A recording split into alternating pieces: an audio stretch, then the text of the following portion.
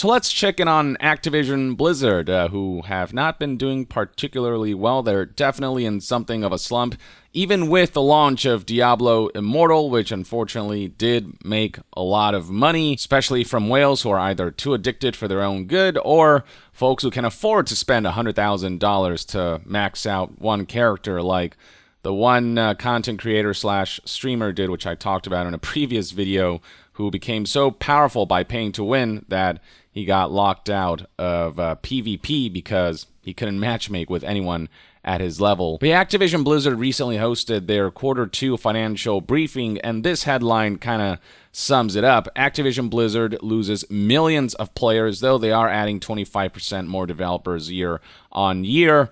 And further details can be found by scrolling down this IGN article, which provides specific numbers. The monthly active users, categorized as anyone who accesses one of Activision Blizzard games in that time frame, fell from 372 million users at the end of March 2022 to 361 million at the end of June. That is a slump of roughly 11 million we're talking about from last quarter to this quarter. The declining trend only looks worse when you look at data from the past year. As IGN points out, this latest drop in players continues the publisher's downward trend, as the number of monthly active users on June 30th of last year was at 408 million users and has fallen relatively steadily ever since. So if you do the math by subtracting 408 million by 361 million, that is a drop in players and monthly active users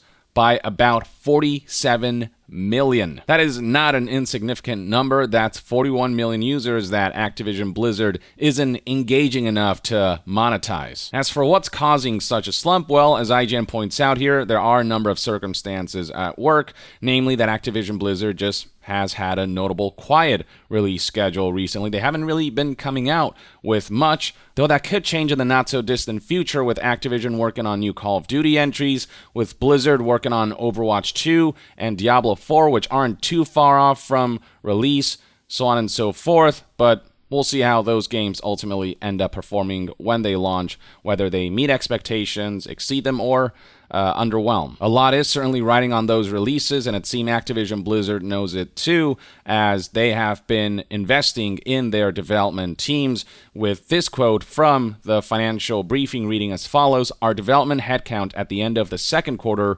grew by 25% year over year." So they're really manning the decks here and kicking development for these games on overdrive so they can launch on time, in the hopes that it'll make up for the slump that the company's been seeing as of late. For now, though, this significant loss in their monthly active users has certainly put a dent in their revenue and profits, even with Diablo Immortal's launch. Among Activision Blizzard's divisions, the only one that saw the player base or the monthly active users increase is Blizzard, but only by a bit, and that can be attributed to the launch of Diablo Immortal, which drew in a bunch of new players, given the scale and size of the mobile market and the mobile player base. But as detailed by GamesIndustry.biz here, Diablo Immortal ultimately wasn't enough to offset Activision Blizzard's slump. Diablo Immortal seemed to be off to a good start. It reached $100 million in player spending in 2 months. From a financial standpoint, Diablo Immortal really seemed to be pulling its weight for Activision Blizzard, which is why it was more than a little surprising when Activision Blizzard reported its earnings on Monday and Blizzard's revenues were, not great. Now, Blizzard's release schedule last year around the same time wasn't particularly packed either. During last year's quarter, they launched Burning Crusade Classic for World of Warcraft, which ended up having more of a positive impact on Activision Blizzard's finances than Diablo Immortal did. The company specifically said that Diablo Immortal and Hearthstone's gains were not enough to measure up to the impact of Burning Crusade Classic's launch. So yeah, Diablo Immortal did rake in $100 million in 2 months, but it is still a free-to-play game. They aren't raking in $60 per game purchase, and they're still relying on people being engaged and spending their money on a recurrent basis. And on that front, while Diablo Immortal is performing at a level that's comparable to Pokemon Go's performance, it doesn't change the fact that Activision Blizzard is lacking enough in other areas where Diablo Immortal alone is not going to be enough to make up for losses. Diablo Immortal also couldn't make up for the significant decline in Activision Blizzard's overall active monthly users. Equally concerning were Blizzard's engagement numbers. Blizzard had ended the March quarter, last quarter, with just 22 million monthly active users, the lowest since the company began reporting that figure in 2016. And this is specifically the Blizzard division of Activision Blizzard King. Diablo Immortal did expand the user base. More than half of the game's players were new to Blizzard, and overall monthly active users were up, but not impressively. Remember that last article I showed you where it said that Blizzard is the only branch of the company to see an increase in players? Well, that's not really something to flaunt because the increase really isn't by much. Blizzard's monthly active users for last quarter, boosted by Diablo Immortal's launch, was sitting at 27 million, but compared to last year, that's just an increase of 1 million players roughly. Looking at the previous year's June quarter, that player base was sitting at 26 million.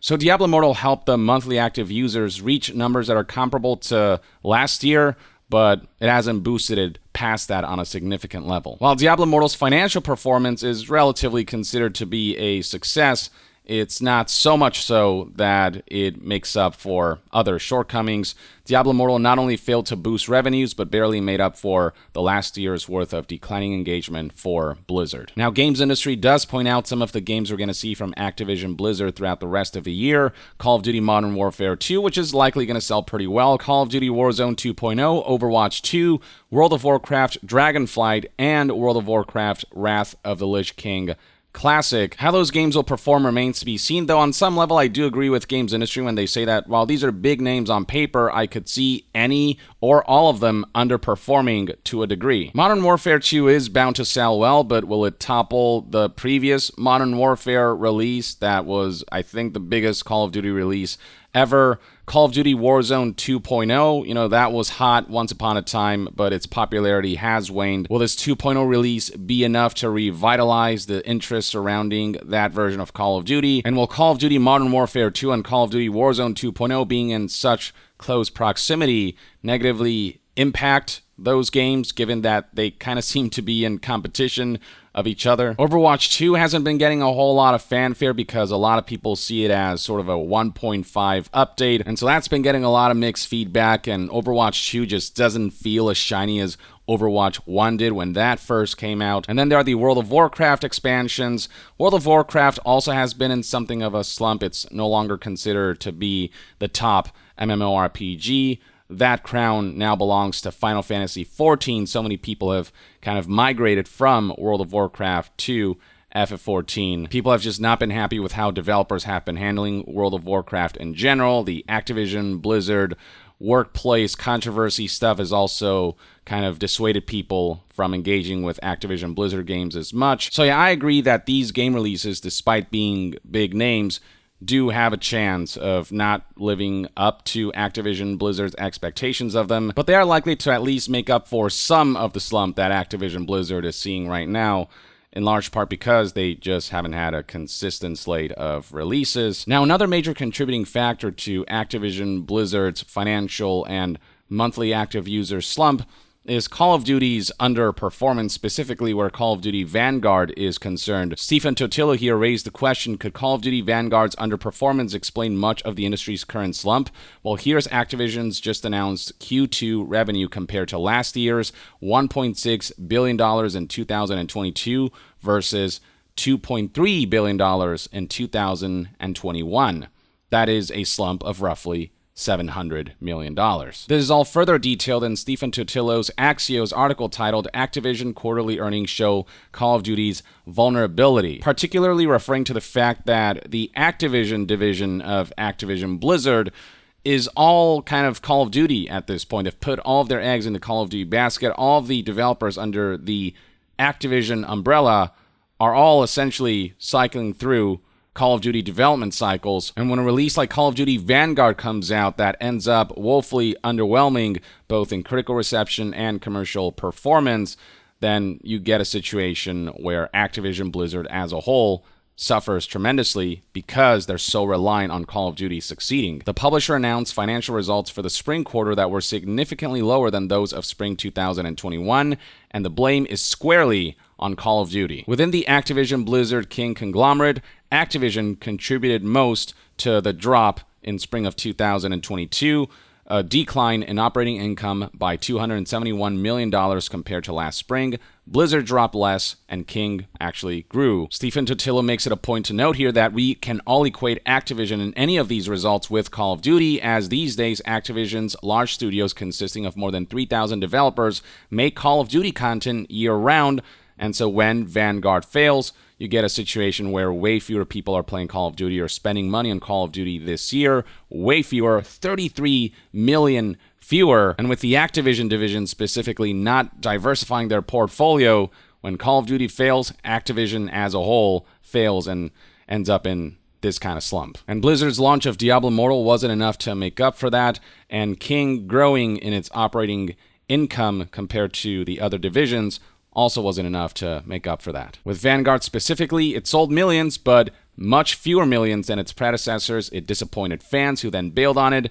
and the once hot Warzone has cooled. Only time will tell how much Activision Blizzard's upcoming releases, from Call of Duty to Overwatch to Diablo, will help revitalize interest surrounding participation in Activision Blizzard games. But with all said and done, Activision Blizzard doesn't have much to worry about because they are getting purchased by Microsoft. And while Microsoft has said in the past that for the most part they're not going to interfere too much with Activision Blizzard's operations, hopefully they can still ultimately contribute to better leadership across the board for a publishing company and a conglomerate that has really fallen by the wayside as of late, both in their financial performance and the monthly active users, but also the quality of games that they release, which is what largely contributes to people not being as interested in their games as they once used to be. Hopefully that'll change with their upcoming releases, but we'll see what happens.